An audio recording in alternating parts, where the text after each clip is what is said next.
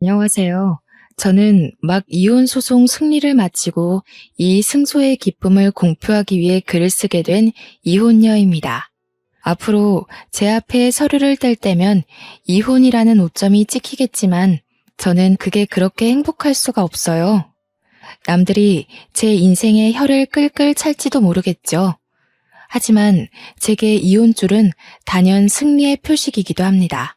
저는 이혼녀라고 해서 그게 손가락질 받아 마땅하다는 생각해 본 적 없습니다.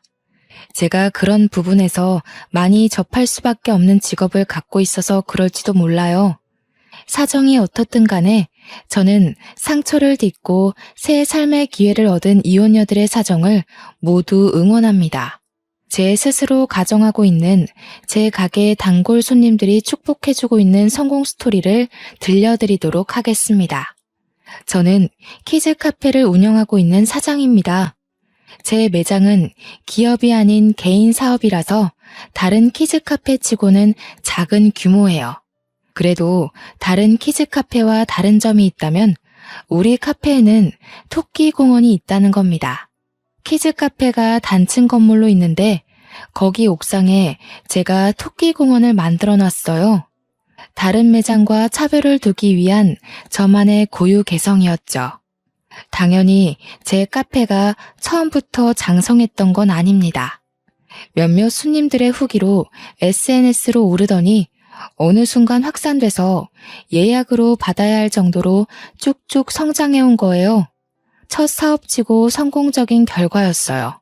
규모가 더 컸다면 훨씬 많은 수익으로 돌아왔겠지만 제가 원하는 건 돈보다는 저의 만족이었기 때문에 여윳돈이 충분했음에도 굳이 규모를 확장하진 않았습니다. 그렇다고 연봉이 정착해 있던 편도 아니었습니다. 당시 연봉은 대기업 연봉의 2배라고 얘기하면 이해가 쉽겠네요. 저의 카페는 서울 외곽에 있었고 도심의 화려한 카페들과 달리 폐가를 개조해서 만든 카페라서 전문가의 손길로 이루어진 곳보다는 허름한 형태입니다. 그래도 제가 1년 고생하여 직접 손봐서 만든 카페이기에 제게만큼은 무척 소중한 자산이에요. 저희 카페는 오는 사람마다 예약을 받아야 할 만큼 인기가 있었지만 인적이 드문드문한 위치에 있어서 종종 단골 손님들이 제 주머니 사정을 걱정할 때가 있어요. 내부 사정 모르고 겉만 보기엔 좀 형편에 부치는 처지처럼 보이긴 했습니다. 키즈 카페를 하는 거라 아이들을 데리고 오는 손님들 뿐이었는데 그렇다는 건 어른들은 전부 부모라는 거잖아요. 그래서 미혼인 제게 더 잔소리 같은 조언을 많이 해주셨던 것 같아요. 제 당시 나이가 36살이지만 저는 결혼보단 뒤늦게 정착한 이 생활이 너무 만족스러웠어요.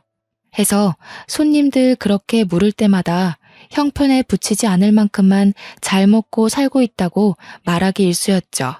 저는 손님들과 친하게 지내지만 굳이 손님들에게 제 여건을 알리지 않는 편이었습니다. 아이들은 너무 귀엽고 토끼처럼 예뻐도 그 부모들은 이미 사회에 찌들 만큼 찌들어서 바라보는 시선들이 부정적인 경우가 태반이었거든요. 또 남의 인생에 간섭하면서 결혼 생활 스트레스를 풀기 때문에 굳이 뭐든 알리고 싶지 않았습니다. 이건 친정 엄마의 조건이기도 했어요. 어줍잖은 집안의 아빠와 결혼해서 갑갑한 시댁살이를 하다가 이혼을 한 엄마는 늘 외동딸인 저에게 대학을 졸업하자마자 결혼에 대한 조심성을 가르쳤습니다. 처음에는 그게 마냥 엄마의 속풀이인 줄 알았어요. 그런데 31살에 준비해서 차린 키즈 카페를 운영하면서부터 애기 엄마들의 조언이 엄마가 해주는 인생 조언과 같은 레파토리라는 걸 깨달았는데요. 특히 돈 조심해요. 이혼한 게 자랑은 아니지만 부부든 가족이든 돈이랑 바람이 항상 문제야. 성격 차이? 그것도 돈이랑 바람에 비하면 세 발의 피지. 그때부터 저는 더더욱 결혼할 생각과는 멀어졌습니다. 엄마랑 손님들의 조언은 저더러 결혼하지 말라는 소리와 같게 들렸거든요. 만약 제가 결혼에 꿈이 있는 사람이었다면 그 말들이 유용한 정보이긴 했어요. 문제는 제가 결혼 생각이 없다 보니 전부 잔소리로 들렸지만요. 키즈 카페다 보니까 주로 시간적으로 여유 있는 엄마들이 아이들을 데리고 토끼 구경을 하다 갔는데요. 한날은 아빠 되는 사람이 토끼 같은 딸내미를 데리고 방문한 적이 있었습니다. 아빠들이 아이를 데려오는 경우가 종종 있긴 해도 엄마 손님에 비해 빈번하지 않아서 저는 한 번 오는 아빠 손님들 얼굴을 웬만하면 기억하는 편입니다. 그날 그 남자가 딸이랑 되게 잘 놀아주는 모습을 보면서 한 번은 그런 생각이 들었어요. 세상에 저런 아빠들만 있었다면 우리 엄마도 이혼을 안 했으려나 싶더라고요. 그만큼 그 남자가 참 가정적이고 아이한테 살가운 타입이었다는 겁니다. 그렇게 그 남자는 2번, 3번 예약을 해왔고 4번째 예약을 했을 때 그 남자의 딸이 제게 고자질하듯 느닷없는 발언을 했습니다. 은별이는 토끼 보러 오는 거 아니에요. 삼촌이 이모 좋아한대서 자꾸 저 데리러 와요. 저는 토끼보다 강아지가 더 좋거든요. 근데 삼촌이 이모 보고 싶은 거면서 자꾸 토끼 보러 가자고. 남자가 급하게 은별이라는 아이 입을 막았지만 당연히 이미 다 들은 상태였죠. 그건 규모 작은 매장 탓에 내부 손님들까지 다 듣게 되었어요. 어찌 보면 공개 고백이었다는 거예요. 하지만 제게는 그 사실보다 좀 더 놀라웠던 부분이 있었습니다. 그 남자가 아이 아빠가 아니라는 것이었어요. 삼촌 조카 사이였다는 사실이 살짝 당황스럽긴 했습니다. 제가 남자를 쳐다보자 남자는 얼굴 시뻘개져서 토마토 주스 2잔 결제해달라고 카드를 내밀었어요. 미세하게 손까지 떨고 있었습니다. 그 모습이 은근 순수하게 다가왔고 저는 결국 웃음이 터졌죠. 그게 시작이었어요. 연애를 쉰 것도 오래지만 연애를 하더라도 워낙 들은 것이 많아서 결혼 생각은 없을 줄 알았거든요. 그런데 제게 결혼하고 싶은 남자가 생길 줄은 몰랐네요. 남자 나이는 40살이었고 제 나이 36살이었습니다. 저희는 시작하면 결혼을 전제로 만나야 하는 인연이기도 했어요. 그렇다고 하더라도 의무를 갖지 않고 편한 마음으로 시작을 했는데 어쩌다 보니 연애한 지 1년도 안 되어 결혼을 하게 되었습니다. 남편에게 크게 흔들렸던 이유는 그동안 지켜보면서 매 순간 느꼈던 건데 자기 조카를 바라보는 시선이 너무 가정적이고 진심이더라고요. 제가 키즈 카페를 운영하는 이유가 아이가 좋아서도 있었기에 저처럼 아이에게 진심인 남편의 모습이 멋있게 다가왔습니다. 그래서 남편과 저를 닮은 아이도 빨리 낳고 싶었고 남편에게 반했던 그 가정적인 모습을 기대하기도 했어요. 그러나 아이 문제와 돈 문제는 다르다는 걸 결혼을 하고 실감하게 되었습니다.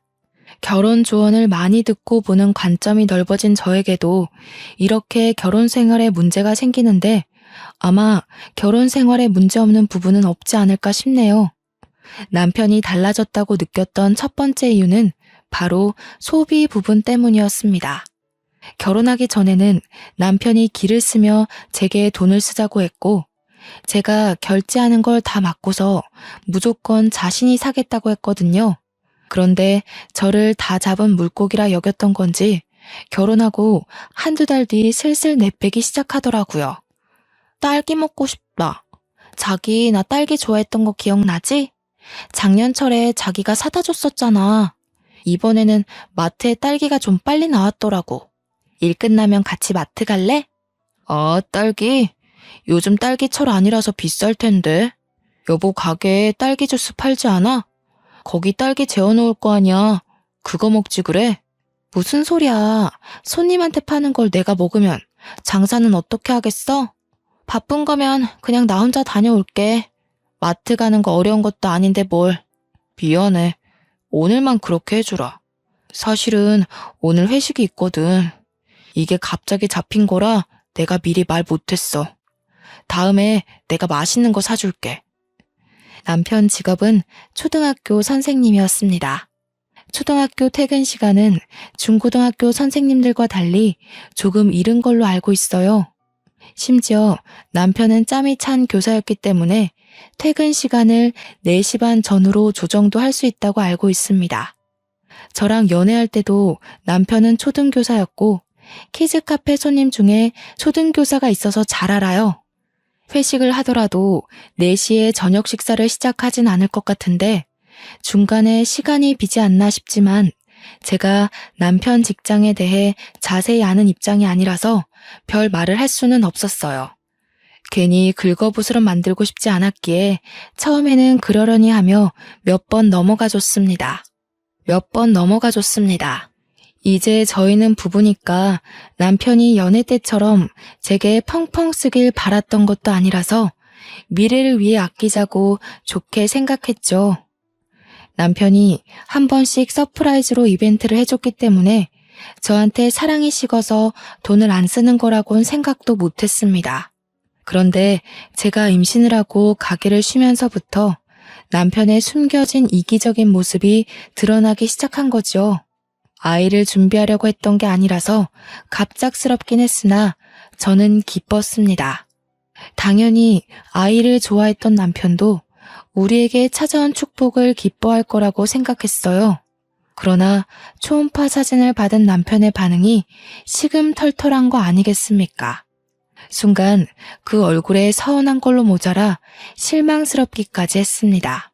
저기 여보, 아직 아이 지을 수 있는 단계지? 아니, 아무리 생각해도 벌써부터 나만 경제활동하면 우리 미래가 불안할 것 같아서 그래. 요즘 같은 시대에 맞벌이 부부 아닌 사람이 어딨어. 우리가 좀 더 형편이 나아지고 아기 가져도 늦지 않잖아. 뭐라고? 아무리 준비가 안 됐다고 하지만 어떻게 아이를 지으라는 말을 그렇게 쉽게 해? 생각할 시간을 갖자고 해도 서운할 판에 사진 보자마자 지우자고? 우리가 돈 때문에 허덕이면서 사는 편도 아닌데 왜 그렇게 해야 돼? 좀 서운하다. 지우는 게 정 그러면 당신은 회사 다니는 것도 아니니까 그냥 일 나가보는 게 어때? 임신했다고 눈치 주는 직원들도 없잖아. 가게 청소 같은 경우는 너무 더러울 때 내가 한 번씩 가서 싹 할게. 계산하고 조리하는 건 운동 삼아 하는 것도 나쁘지 않을 것 같은데 개인 사업이기 때문에 이럴 때 마음 놓고 쉴 수 있는 거야. 이 기회에 쉬면서 몸 생각, 아이 생각만 할 수 있으니까 오히려 좋은 거지.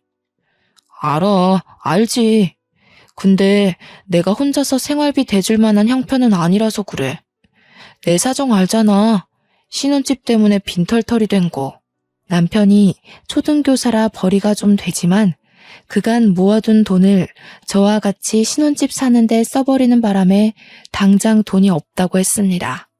그건 저도 알고 있는 사실이에요. 그렇다고 임신을 한 저더러 카페는 일하는 것 없지 않냐 묻는데 무슨 말을 하고 싶은지 알겠지만 좀 기분이 상하더라고요. 아무리 돈 걱정을 한다고 해도 조금은 자신의 아이의 기뻐하는 내색을 보일 줄 알았습니다. 이렇게 김칫국을 마시게 될 줄은 몰랐네요. 남편에게 아쉬운 점이 생기자마자 저는 미혼일 때 들었던 수많은 경고들이 떠올랐습니다. 돈 문제, 바람 문제로 부부가 틀어질 수 있다는 손님들의 말이 생각났죠. 그것도 신혼 8개월 차의 말입니다. 남편 생각은 알겠지만 제게 아이를 지우는 건 말도 안 되는 일이었어요.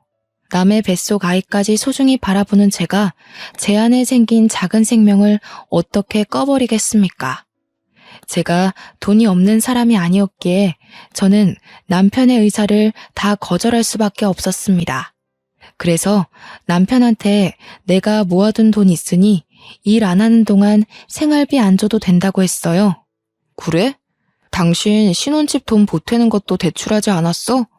모아둔 돈 얼마나 있길래? 임신기간 한 90개월은 되는 걸로 알고 있는데 그 정도 쓸 돈 있다는 거야?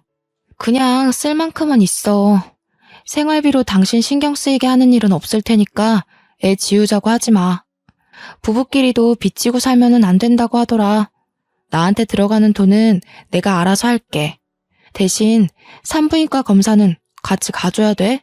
이건 제가 남편한테 말 못한 사실이지만 저는 남편에게 제 재산을 공개한 적이 없습니다. 제 외모가 자기 이상형이라며 대시를 했던 남편은 저를 외적으로 좋아한 것과 달리 제 형편은 그렇게 막 여의치 않은 걸로 봤어요. 친정엄마도 값비싼 호텔 같은 아파트보다 산세 지저귀는 시골이 좋다고 해서 밭일하면서 지내고 있으니 아마 남편이 인사 갔다가 그걸 보고 제게 더 재산을 묻지 않았던 것 같습니다. 그날 이후 남편은 더 이상 애 지우자는 소리는 하지 않았어요. 확실히 남편이 쪼들려 보이긴 해서 저도 굳이 남편한테 돈 달라고 할 생각은 없었습니다. 그리고 제가 예쁜 아들을 낳은 날 어처구니 없게도 제 곁에는 친정엄마뿐이었어요. 남편은 그날 학부모 참관 수업 때문에 오질 못했고 시댁에선 원래부터 저를 탐탁지 않아 했으니까요. 시댁은 저희 집안 형편 때문에 당시만 해도 계속 자기 아들이 가난한 집에 팔려간다고 생각했어요. 돈이 중요한 거 알겠는데 한편으론 참 각박한 현실이 씁쓸하더군요. 아이를 낳으면서 평소보다 돈이 더 많이 들어가는 건 당연한 거잖아요. 평소보다 돈이 더 많이 들어가는 건 당연하잖아요. 그래서 제가 이것저것 사다 놓은 물건도 집안에 차차 쌓여갔습니다. 그런 와중 남편 행동이 진짜 웃겼던 게 제가 혹시 생활비를 달라고 할까봐 그 비슷한 주제로 대화가 시작되려고 하면 자리를 슬쩍 일어나더라고요. 그래도 신혼 한두 달 차까지는 제게 관리비며 집에 들어가는 생활비며 먼저 챙겨주면서 가장으로서 역할을 톡톡히 보여줬거든요. 근데 시간 갈수록 티나게 내빼기 시작하는 거 있죠? 기가 차서 저도 절대 돈 얘기는 언급 안 했습니다. 제가 남편한테 돈을 달라고 할 것도 아니고 제 수중에 돈이 없는 것도 아니었으니까요. 그런데 한날 남편이 의외로 저에게 먼저 돈 얘기를 한 적이 있었어요. 근데 여보, 가게 문 닫은 지도 벌써 1년 넘었잖아. 생활비 안 모자라? 당신 애기용품 사는 것 보면 돈 만만치 않게 들 정도이던데. 모은 돈이 아직도 있어? 엄마한테 받아 쓰지. 엄마가 아이 낳은 선물로 생활비 좀 보태주셨거든. 엄마가 워낙 손이 커서 애한테 이것저것 좀 사주라고 돈 보내주는 것도 있고. 아, 그래? 장모님 돈 좀 있으신 거야? 일도 안 하고 계시는데 돈이 어디서 나서? 결혼하기 전엔 나한테 따로 그런 말은 안 했었잖아. 필요 없다고 한 것도 애초에 여유가 있으셔서 그러셨나 봐. 남편은 친정에 돈이 있다는 사실에 눈을 희번덕거렸습니다. 그러면서 뒤이어 하는 말이 황당 그 자체였는데요. 장모님 돈 좀 있는 거면 우리가 좀 더 빌릴 수 없을까? 내가 급한 사정이 있는데 사실 당장 해결할 수 있는 돈이 없어. 아주 급한 거라. 급한 사정이라니 무슨 일이길래 돈까지 필요해? 말하는 것 보니까 작은 돈은 아닌 것 같고. 얼마나 필요한 건데 드러나 보자. 사실은 내가 친구한테 1,000만 원을 빌렸는데 갚기로 한 기한이 다음 주라서 그 친구도 넉넉하지 않은데 빌려준 거라서 기한 밀리면 안 되거든. 제 딴에는 충격적인 사실이었습니다. 친구한테 1,000만 원을 빌렸다뇨. 대체 왜? 언제? 저도 모르게 몰아세우며 물어봤더니 남편이 시댁 핑계를 대더라고요. 시모가 관절 수술했는데 병원비가 1,000만 원 나왔다는 거 아닙니까? 그걸 듣고 당시에는 얼마나 놀랐는지 몰라요. 뭐? 아니 그걸 왜 이제야 말해? 시댁 일인데 며느리로서 모르는 게 말이야? 그렇지 않아도 어머님 아버님께서 날 마음에 안 들어 하시는데 이러면 완전 눈밖에 나는 셈이잖아. 당신은 날 시댁이랑 영영 멀어지게 만들려는 거야? 아니 그럴 리가 있겠어. 일단 진정해. 나는 당연히 너한테 돈이 없는 줄 알고 말해봤자 달라질 상황 아니라고 생각했지. 그럼 해결도 안 나고 고민하는 사람만 괜히 배가 되는 거잖아. 그건 내가 판단할 일이지. 말만 해줬어도 내가 무신경한 며느리까진 안 됐을 거야. 어머님께서 날 어떻게 생각하시겠어. 안 되겠다. 전화라도 드려야겠어. 아니, 괜찮아. 이미 2달 전 일이야. 지금은 멀쩡해. 한참 지난 일 꺼내지 마. 엄마 치료받으러 다닌다고 스트레스 많이 받았어. 괜히 꺼내면 또 스트레스 받을 거야. 시댁에 전화하려는 저를 남편이 굽고 말릴 때 수상함을 감지했어야 했는데 제가 한참 둔했습니다.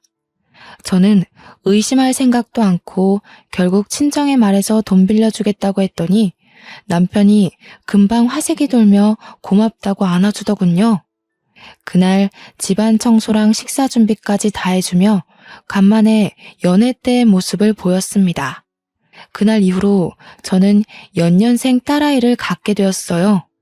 그렇게 1,000만 원을 가져간 남편은 저한테 더 잘하겠다면서 자기가 돈 열심히 벌어서 토끼 같은 우리 자식들 위해 죽을 때까지 희생한다고 난리를 쳐댔습니다. 과한 오버였고 허세였지만 힘이 솟는 남편의 모습이 나쁘지 않아서 저도 그저 웃음으로 넘겼네요. 그러나 불행의 시작은 그때부터였고 우리 신혼집으로 찾아오면서 나름 평행했던 기류가 순식간에 꺾였습니다. 그래, 또 애가 생겼다는 말은 들었다. 아들 가졌다고 1년을 쉬었으니 이번엔 딸 걱정에 몸을 사려야 된다고 말해야겠구나.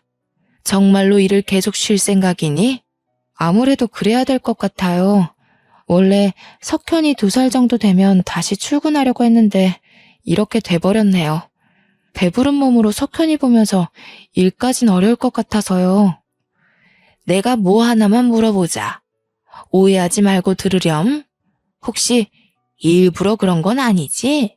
막상 일 안 하고 남이 벌어주는 돈으로 쉬다 보니까 편해서 그러는 건지 묻는 거다. 시모는 제가 제 돈으로 생활비를 쓰고 있다는 걸 모르는 듯 했습니다. 역시나 듣자 하니 시모는 남편이 제게 생활비를 주고 있다고 생각하더군요. 심지어 남편이 시모한테 자기가 생활비 준다고 말을 했다고도 합니다.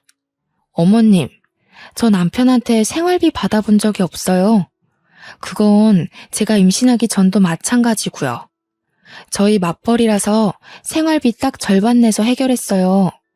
최근에는 어머님 병원비 때문에 저한테서 돈 1,000만 원까지 빌려갔는데요. 뭐라고 하는 거니? 내 아들이 혼자 돈 벌어서 등골 빠진다고 나한테 돈 빌려달란 소리를 몇 번이나 했는데 1,000만 원은 뭐고 병원비는 또 뭐니? 내가 멀쩡하게 두 눈 뜨고 있는데 너는 나를 갖고 그런 거짓말을 해? 저야말로 당황스럽네요. 거짓말이라뇨? 어머님 2달 전에 관절 수술하셔서 병원비 1,000만 원 들었다고 애아빠가 그랬는걸요. 그것 때문에 다른 친구한테 돈 빌렸다가 갚을 돈이 없어서 저한테 빌린 거라고요. 참나, 너 이런 식으로 우리 아들 매도하며 지내고 있었어? 아주 소설을 써라, 소설을. 전화해서 확인해보고 아니면 너 무릎 꿇을 준비해. 시모는 그 자리에서 남편에게 전화를 걸었고 보나마나 제 말이 거짓일 거라고 계속 쌍심지를 켰습니다.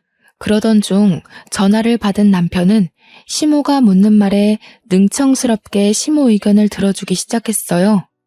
정말 시모가 말했던 대로 남편이 시모한테 등골 빠진다는 소리를 했더라고요. 제가 자리에 없다고 생각해서 제 흉을 살짝 보기도 하는 거 아니겠습니까? 돈 없어 보이는 건 또 싫었는지 은근 자존심을 부리더라고. 신경 쓰지 마, 엄마.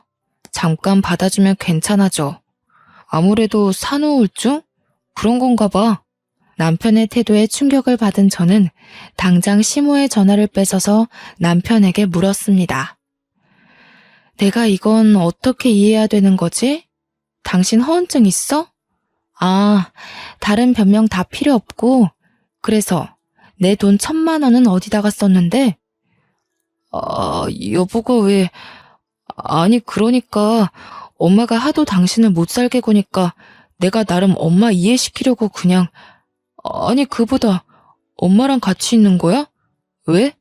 당황한 남편은 어버버거리며 시모랑 저랑 같이 있는 걸 빠르게 상황 파악하는 중인 듯 싶었습니다. 머리 굴리는 소리가 수화기 너머까지 들리는 것 같았어요. 그럼에도 불구하고 마땅한 변명거리를 못 찾았는지 바쁘다고 끊어버리더군요. 지켜보던 시모는 자기도 자신 아들의 버벅거림의 수상함을 감지했는지 갑자기 제게 자기 아들 잡고 살았냐며 불같이 성을 내기 시작했습니다. 저 때문에 남편이 이도저도 못하고 기죽어 살고 있다고 멋대로 몰아갔죠. 어머님, 판단 제대로 하세요. 지금 어머님 아들이 배불리 출근하고 있는 거 다 제 돈이에요. 못 믿으시겠으면 앞으로 증명해드려요? 남편이 어머님 집 가서 밥 얻어먹게 만들어야 제 말 믿겠어요? 뭐라고? 네가 드디어 본색을 드러내는구나? 내가 너 처음부터 별로라고 생각했어. 코딱지만한 게 가게 하나 하면서 그런 것도 사장이라고 떵떵거릴 때부터 성격 만만치 않다는 걸 알았다고. 돈 1,000만 원도 없어서 여기저기 고개 숙이며 굽신거리는 어머님 아들보단 제가 떵떵거릴 만하지 않나 싶은데요. 어머님 지금 이러시는 거 남편한테 하나도 도움 안 되는 거예요. 뭐야? 돈 1,000만 원 가지고 엄청 자랑질 해대네. 우리가 1,000만 원이 없긴 왜 없어? 우리 집을 뭐로 보고. 시골 총구석에 산다는 네 엄마보다 도심 한가운데서 교사 엄마 소리 듣는 내가 더 잘 살아. 1,000만 원 그까짓 건 뭐라고. 우리 아들한테 그 정도는 껌값이야. 그럼 그 껌값 좀 돌려받아야겠다고 하면서 저는 당장 종이와 펜을 가져왔습니다. 그리곤 시모한테 아들이 싼 똥 교사 엄마가 좀 처리해달라고 예의 없게 말했어요. 그러니 시모가 건방지게 어른한테 뭐 하는 짓이냐고 더 열을 내더군요. 돈 없는데 괜히 자존심 부리는 거 맞죠? 못 갚을 것 같으면 그냥 마세요. 대신 제가 남편을 무슨 취급을 하든 신경 끄시고 저희 친정이랑 저 함부로 모욕하는 일도 없어야 할 겁니다. 제가 시모 신경을 살살 긁어주니 제 분에 못 이겨 차용증을 막 휘갈겨 작성했습니다. 그리곤 제게 펜을 던지면서 이게 다 거짓말이면 고소할 거라고 하며 집을 박차고 나갔어요. 얼떨결에 차용증을 얻어냈지만 저는 이걸로 1,000만 원 문제를 끝내지 않았습니다. 그래서 1,000만 원은 대체 어디에 쓰였는지가 계속 궁금했어요. 무조건 알아내야 할 것 같은 촉이 왔죠. 사람에게 불행이 닥치면 하나의 능력이 생긴다고 오감과 육감이 바짝 서면서 머리가 팽팽 돌기 시작했습니다. 그러다 키즈 카페 손님들이 알려준 이혼의 계기가 되는 이유 2가지가 떠올랐어요. 바로 돈 문제와 바람 문제였습니다. 혹시 1,000만 원이 불륜 때문일까 싶더라고요. 저는 온 집안을 뒤지며 남편의 바람 흔적을 찾았어요. 하지만 제가 잘못 짚은 건지 딱히 그럴 만한 증거는 없었습니다. 오히려 수상한 물증을 찾기도 전에 제가 시모한테 차용증 받았다는 걸로 이혼 위기가 찾아왔죠. 당신이 며느리로서 뭘 한 게 있다고 차용증까지 받아. 내가 갚겠다고 했잖아. 당신한테 돈 빌린 처지라고 해서 남편을 깔봐도 되는 거야? 그래서 당신은 끝까지 어머님한테 내가 산후우울증이라고 그랬니? 어머님이 또 전화 왔더라. 당신이 가서 또 거짓말 쳐놨으니까 날 고소하겠다고 연락한 거 아니겠어? 그래, 내가 아들로서 엄마한테 불효하기 싫어서 거짓말 좀 했다. 그게 이렇게까지 할 일이야? 우리 엄마한테 차용증을 받았다는 건 우리 집에 침 뱉는 거나 다름없어. 나도 당신이나 어머님이 1,000만 원으로 속 좁게 하지만 않았어도 이렇게는 안 했어. 그래서 그 1,000만 원 어디다가 썼냐고. 왜 자꾸 숨겨? 바람피니? 남편한테는 한 가지 특징이 있습니다. 결혼하기 전에도 갑작스런 상황에 진실이 툭 튀어나오면 얼굴이 빨개지는 신체적 특징을 보였어요. 그래서 저한테 남편 조카가 대신 고백했을 때도 그렇게 얼굴이 빨개졌었죠. 역시나 당황했는지 남편은 얼굴이 벌개져서 분을 못 참더라고요. 그러면서 남편은 씩씩거리며 그대로 집을 나가버렸습니다. 한참 뒤에 시모한테 전화와서 남편이 시댁에 갔다는 걸 알았어요. 물론 제가 그 전화를 받은 것은 아닙니다. 남편과 싸우는 도중 아이가 다쳤는데 혹시 문제 생겼을까봐 병원 가느라 바쁘기만 했어요. 다행히 아무 이상 없었고 저는 아들을 안고 나오면서 마음을 독하게 잡았습니다. 저는 바로 키즈카페 단골 손님이었던 사람들에게 연락을 했습니다. 그렇잖아도 제 소식이 궁금했다며 반겨주는 손님들을 따로 제외했죠. 제가 미혼일 때만 해도 그들이 부모의 처지다 보니 세상 보는 관점이 팍팍하다고만 생각했는데 기혼녀가 돼버린 입장에서 다시 보니 너무 실용적이고 귀한 조언들인 거 있죠. 잔소리 같기만 하던 경고가 그때는 제게 유일한 살 길이었습니다. 손님들의 한마디 한마디가 중요했어요. 그리고 그중엔 남편 초등학교 옆에 붙은 병설 유치원 선생님도 있었는데요. 제 사정을 다 듣게 된 손님이 제 남편이 누군지 알게 되자 저에게 충격적인 말을 해주었습니다. 그 선생님이 사장님 남편이었어요? 제 남편도 거기 학교 선생이거든요. 남편이 자기 동료한테 1,000만 원 빌려줬다길래 저희가 그걸로 얼마나 싸웠는데요. 그 소리를 듣고 저는 간절히 부탁해서 그 교사 손님의 남편까지 만났습니다. 그 남자는 제가 누구의 아내인지 알자마자 자기를 찾았다는 것에 크게 당황했어요. 어쩔 줄 몰라 입을 다물고는 제가 묻는 1,000만 원의 행방에 대해서 난감해하기만 했죠. 제발 부탁이에요, 선생님. 저한테 자식들이 둘이나 있어요. 하나이는 아직 태어나지도 않았고요. 이 상황에서 제가 아이들을 더 잘 키워내려면 남편이 뭐라고 다니는지 알아야 되잖아요. 제발 도와주세요. 그렇게 제 사정을 이해해준 그 남자는 모든 사실을 털어놨고 제가 이혼 결심하도록 만들었습니다. 아주 확신을 주었죠. 웬 교생 선생님과 2달 전 바람이 났던 남편은 그 교생 선생님이 실습을 마치고 떠날 때가 되자 입 다물어주는 대가로 교생 쪽에서 남편한테 1,000만 원을 요구했다고 했습니다. 남편은 자기의 교사 명성 때문에 어쩔 수 없이 1,000만 원을 줘서 입막음 시켰다고 해요. 저는 이 모든 사실을 녹음하고서 친정을 가장 먼저 찾았고 아들만 맡긴 뒤에 제 돈으로 변호사까지 고용해서 시댁을 찾아갔습니다. 남편이 출근할 시간대쯤 찾아갔어요. 일부러 지각하게 만들려고요. 제가 연락도 없이 시댁에 들이닥쳐서 이혼 소송을 하겠다고 요구하자 변호사 등장을 보고 당황한 시댁은 저더러 이게 무슨 짓이냐고 어정쩡하게 대꾸하기만 했습니다. 돈 문제, 바람 문제 일으킨 남편, 억울해서 데리고 살 수가 있어야죠. 변호사 선임해서 왔으니 하고 싶은 말 있으면 지금 하세요. 전문가 등장해 시모와 남편은 꿀먹은 벙어리가 되었습니다. 귀한 변호사 모셔다 놓고 시간을 뺏을 수가 없어서 그냥 제가 먼저 입을 열었어요. 남편 불륜 증거, 차용증 효력, 양육비, 재산 분할까지 남편을 소송을 해야만 하는 증거들을 풀어놓았죠. 남편은 무엇보다 불륜 사실이 발각된 것에 얼굴이 새빨개졌습니다. 누가 부녀 아니랄까봐 같이 듣고 있던 시모도 당황해서 얼굴이 벌개졌더군요. 맞고소하고 싶으면 해. 누가 봐도 당신 쪽에서 패소할 것 같지만. 어머님이 돈 많다고 그렇게 자랑하더라. 패소해서 소송 비용 날리더라도 타격은 없겠네. 여보, 이러지 마. 우리 뭐 제대로 얘기한 것도 아닌데 갑자기 나타나서 이게 무슨 상황이야. 우리가 같이 산 세월이 얼만데 내 얘기는 들어보지도 않을 거야? 남편은 일단 변호사 보내고 얘기하자며 눈치를 봤고 저는 그런 남편에게 우리 사이에 더 이상 변호사 없는 대화는 필요 없을 것 같다고 그만 작별 인사를 했습니다.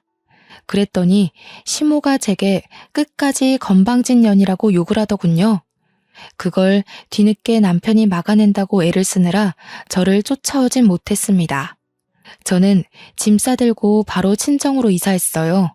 그 뒤로 시댁에 소송장이 보냈는데 남편한테서 불같이 전화가 왔습니다. 당신, 나 돈 없는 거 알잖아. 우리 엄마가 한 소리를 왜 그대로 믿었어? 우리 엄마보다 당신이 내 주머니 사정 더 잘 알면서. 여보, 나한테 화난 거 있으면 차라리 그냥 욕하고 때려. 소송까진 가지 말자, 우리. 어? 당신은 이런 와중에도 자식들 걱정은 하나도 안 하는구나. 어떻게 당신같이 자기 생각만 하는 사람이 조카를 그런 눈으로 봤었는지 모르겠네. 내가 아무래도 단단히 콩깍지가 쓰였었나 봐. 아니면 당신이 작정하고 나를 속였거나. 당연히 우리 애들 궁금하지. 석현이도 걱정되고 앞으로 태어날 우리 딸도 내가 꼭 아빠 노릇 해줘야지. 그런데 지금은 사정이 이렇게 돼버렸잖아. 소송 먼저 취하해주면 내가 정말 잘할게. 아빠 노릇? 당신이 앞으로 우리 애들 앞에 아빠 자격으로 마주할 일은 없을 거야. 양육비 핑계로 집에 함부로 찾아오는 순간 접근 금지 신청할 테니까 각오하던지. 남편은 저더러 진짜 너무하다고 찌질하게 애걸하면서 빈털터리 사정을 빌미로 제게 선처를 해줄 것을 계속 부탁했습니다. 그래도 제가 단호하기만 하자 조급해진 남편은 목소리가 다소 돌변하면서 제 재산을 들먹이더라고요. 늙은 나이에 SNS를 안 해서 몰랐는지 저의 키즈카페 평판이 높다는 걸 뒤늦게 알게 된 거였어요. 당신 나랑 이혼하면 손해일걸? 당신이 가진 재산 나랑 반으로 나눠야 돼. 그거 억울할 거 아니야. 당신이 나한테 재산 숨겼던 건 안 따질게. 제발 선처해주라. 내 돈주머니 알고 나니까 그 재산까지 또 탐나는 거야? 내가 당신 돈 보고 결혼한 건 아닌데 내가 아는 교사 중에 당신이 제일 밴댕이 소갈딱지네? 위자료 낼 돈 없으면 교사 엄마라는 소리 듣고 1,000만 원 껌값이라고 떵떵거리던 당신 엄마한테 달라고 하라니까? 밴댕이 소갈딱지? 내가 누구 때문에 이렇게 됐는데 나도 그럼 당신 재산 속였다고 사기죄로 고소할 거야. 요즘 재산 사기 많아서 당신 무조건 뭐 하나 걸릴걸? 그래, 해보던가. 내가 없는 돈을 있다고 입간 것도 아닌데 그게 될지 모르겠네. 그리고 이혼이 나한테 손해라고? 카페든 내 돈이든 다 엄마 이름으로 돌려놔서 너한테 떨어질 돈 같은 건 없는데 어쩌니? 그거 하나는 있다. 부동산 빚. 신혼집을 살 때 저는 돈이 있음에도 일부러 대출을 내서 보태주었습니다. 남편은 그걸 보고 더더욱 제가 돈이 없는 형편이라고 생각했었어요. 제가 그렇게까지 했던 이유는 남편을 사랑했음에도 결혼이란 현실을 위한 대비책 같은 거였습니다. 부동산 채무는 재산 분할 대상이 되기에 충분한 요인이라고 키즈카페 손님 중 한 사람이 팁을 주었거든요. 엄마 손님들 덕분에 저는 결혼하기 전부터 제 가게 명의, 제 계좌를 전부 엄마 걸로 돌려놓고 시작을 했어요. 그러니 남편이 제게서 가져갈 수 있는 재산은 신혼집 내에 있는 가구와 빚밖에 없었습니다. 물론 분할이기 때문에 저한테도 제 빚이 조금은 떨어지겠죠.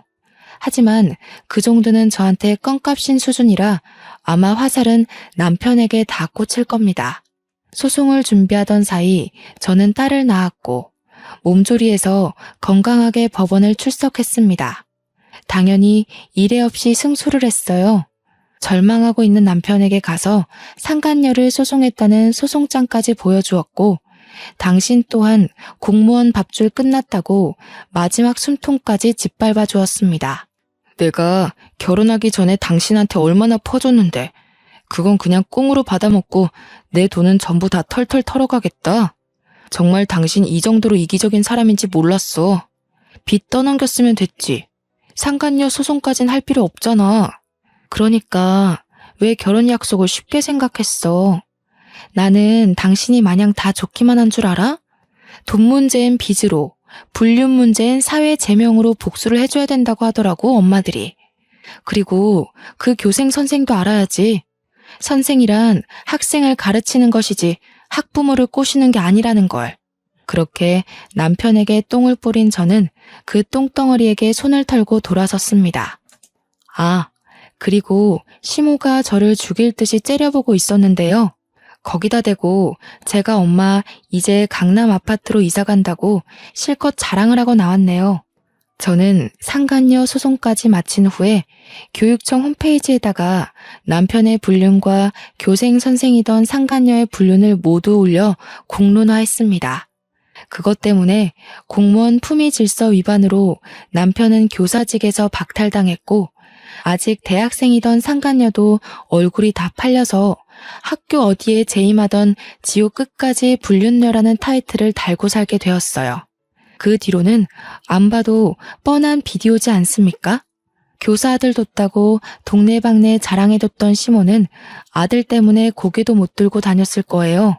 남편은 한동안 시댁에서 꼼짝도 안 하는 것 같았고요. 모든 것이 정리가 되자 저는 이 승리의 기쁨을 우리 카페 단골 손님들과 나누고 싶더라고요. 그래서 제가 한 일주일은 카페를 무상으로 오픈했었습니다. 손님들은 제 이혼 스토리를 듣고서 너무 용감하게 잘 해냈다고 칭찬해 주었어요. 그렇게 축하까지 받았으니 더 속이 시원했는지도 모르죠. 발에 박힌 티눈의 경우 막상 제거하기 번거로워 대부분 고통 참고 병원 가길 미루는데, 그것 싹 관리해서 없애버리면 너무 시원하고 걷기도 편하지 않습니까? 며느리에게 시댁은 발바닥에 티눈과 같은 존재라서 나를 찌르는 순간 바로 제거를 해줘야 살 수 있다고 하더라고요. 저도 1,000만 원 일이 아니었다면 아마 남편과 시댁이 주는 고증을 숨 막힐 때까지 버티지 않았을까 싶어요. 손님들과 친정엄마가 칭찬해주는 것처럼 저도 제 자신이 너무 기특하답니다. 아직은 얼마 전까지만 해도 제가 기혼녀였다는 것이 믿기지 않아요. 제 감정을 색깔로 표현하자면 기혼이었을 땐 검정색, 이혼녀인 지금은 하늘색인 기분이네요. 제가 좀 감성적인 여자라 비유를 좀 특이하게 해봤습니다. 참, 친정에서 지내게 된 저는 친정에 어린아이들을 떼놓고 다시 카페를 오픈하게 되었는데요. 당분간은 친정엄마가 저 일할 때만 아이들을 돌봐준다고 하더라고요. 혹시 엄마가 체력에 붙일 것 같으면 제가 어린이집 알아보겠다고 했는데, 엄마도 밭일만 하다가 간만에 토끼 두 녀석을 데리고 지내니 사는 게 즐겁다고 하지 뭡니까? 그래서 저희는 어린이집 말고 아이 5살이 되면 유치원을 보낼 계획이에요. 손님들 중 가끔은 제 사정에 위로를 보내주는 분들이 있는데, 그럴 때면 내가 힘들어야 되는 처지인가? 고민해야 될 정도로 전 너무 에너지가 넘치기만 하더라고요. 퇴근하고 집에 가면 아들 석현이가 아장아장 뛰어오고 딸 석희가 귀여우는데 얼마나 힘이 난다고요. 경제적으로 여유가 있으니까 남편 빈자리가 느껴지지도 않고 편하기만 하던걸요. 이혼으로 인해서 기쁨을 크게 얻었지만 그렇다고 제게 이혼이 마냥 쉬웠던 건 아닙니다. 저도 이혼을 결정하기까지 어떤 길이 저와 아이들을 위한 미래인가를 많이 고심했어요. 남편의 변심도 시댁이 주는 은근한 스트레스도 모두 상세히 작성하기에 분량 조절이 안 되어서 함축시켰던 거지, 저도 많이 울고 서러웠습니다. 물론 제가 남편한테서 정을 빨리 뗀 편은 맞는 것 같아요. 그랬으니 털고 일어나는 기간도 그만큼 짧았던 게 아니었나 싶어요.